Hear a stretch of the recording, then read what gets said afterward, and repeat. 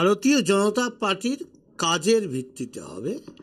একাধারে মোদিজির নেতৃত্বে ভারতবর্ষ যে এগিয়ে চলেছে, যে আমরা শ্বেতপত্র প্রকাশ করেছি, তাতেই একদম পরিসংখ্যান সব কিছু রয়েছে।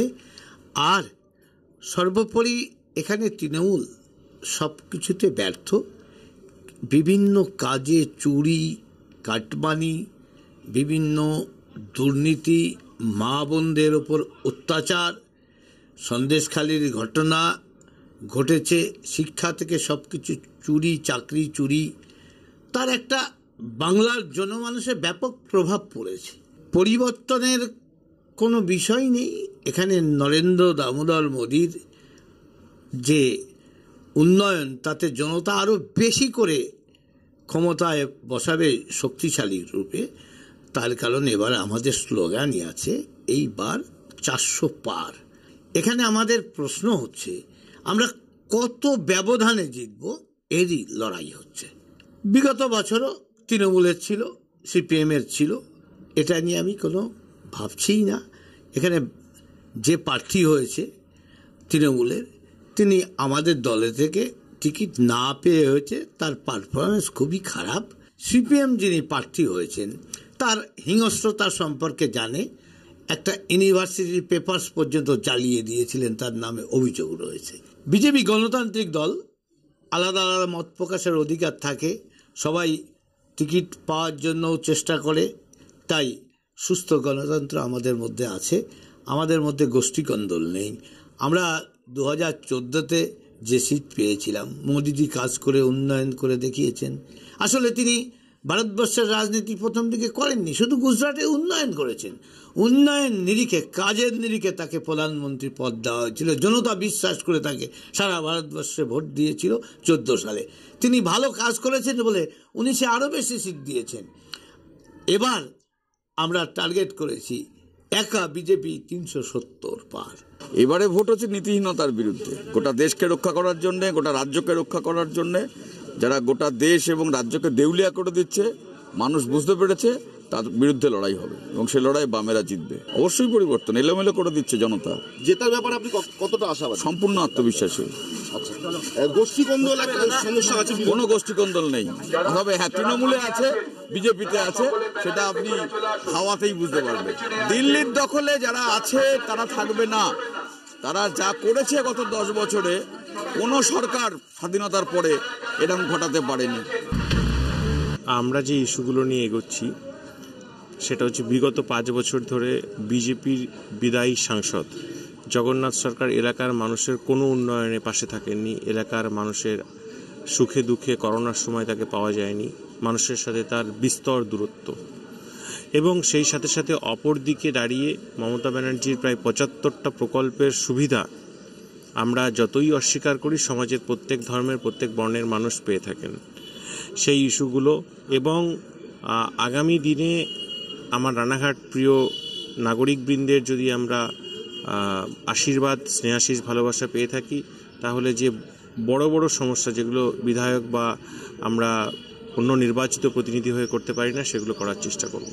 100% পরিবর্তন হবে। কারণ কি, রানাঘাট লোকসভার মানুষ, নদিয়ার মানুষ, তারা বৈপ্লবিক পটভূমির মানুষ। এখান থেকেই নদিয়া একটা পরিবর্তনের পটভূমি সবসময়, এবং সবসময় বিপ্লবের পটভূমি। এখানকার মানুষ সুশীল, শিক্ষিত, মার্জিত, তারা কিন্তু ভালো মন্দের বিচার করতে জানেন। আমি 100% আশাবাদী, কারণ মানুষ সঙ্গে আছেন, তাদের ভালোবাসার সঙ্গে আছে। নাম্বারিং দেওয়ার আমি কেউ নই। আমি আমার দলকে প্রতিষ্ঠা করানো এবং জেতানো এবং সেই সাথে সাথে মানুষের সেবা করা, তার জন্য চিন্তাভাবনা করি। বিরোধীদের নিয়ে আমার খুব একটা কোনো মাথা ব্যথা নেই। প্রত্যেকটা দলে গোষ্ঠীকন্দল কম বেশি থাকে। আমাদের দলে যা গোষ্ঠীকন্দল ছিল, সেটা মোটামুটি সবাই এক জায়গায়, সমস্ত কিছু ভেদাভেদ ভুলে এক জায়গায় এসে লড়াইয়ের ময়দানে অবতীর্ণ হয়েছে, এবং আগামী দিনে গোষ্ঠীকন্দল থাকবে না এ আশা করা যায়। দেখুন, আমি রানাঘাট লোকসভার বিষয়ে বেশি ইন্টারেস্টেড। দিল্লি অনেক বহু দূরের কথা। এবারে ভোট হচ্ছে নীতিহীনতার বিরুদ্ধে। গোটা দেশকে রক্ষা করার জন্য, গোটা রাজ্যকে রক্ষা করার জন্য, যারা গোটা দেশ এবং রাজ্যকে দেউলিয়া করে দিচ্ছে, মানুষ বুঝতে পেরেছে, তার বিরুদ্ধে লড়াই হবে এবং সে লড়াই বামেরা জিতবে। অবশ্যই পরিবর্তন এলোমেলো করে দিচ্ছে জনতা। জেতার ব্যাপারে আপনি কতটা আশাবাদী? সম্পূর্ণ আত্মবিশ্বাসী। আচ্ছা, গোষ্ঠী কোন্দল একটা সমস্যা আছে। কোনো গোষ্ঠী কোন্দল নেই, তবে হ্যাঁ তৃণমূলে আছে, বিজেপিতে আছে, সেটা আপনি হাওয়াতেই বুঝতে পারবেন। দিল্লির দখলে যারা আছে তারা থাকবে না। তারা যা করেছে গত 10 বছরে কোনো সরকার স্বাধীনতার পরে এরকম ঘটাতে পারেনি। ভারতীয় জনতা পার্টির কাজের ভিত্তিতে হবে। একাধারে মোদিজির নেতৃত্বে ভারতবর্ষ যে এগিয়ে চলেছে, যে আমরা শ্বেতপত্র প্রকাশ করেছি, তাতেই একদম পরিসংখ্যান সব কিছু রয়েছে। আর সর্বোপরি এখানে তৃণমূল সব কিছুতে ব্যর্থ। বিভিন্ন কাজে চুরি, কাটমানি, বিভিন্ন দুর্নীতি, মা বোনদের ওপর অত্যাচার, সন্দেশখালির ঘটনা ঘটেছে, শিক্ষা থেকে সব কিছু চুরি, চাকরি চুরি, তার একটা বাংলার জনমানুষের ব্যাপক প্রভাব পড়েছে। পরিবর্তনের কোনো বিষয় নেই এখানে। নরেন্দ্র দামোদর মোদির যে উন্নয়ন, তাতে জনতা আরও বেশি করে ক্ষমতায় বসাবে শক্তিশালী রূপে।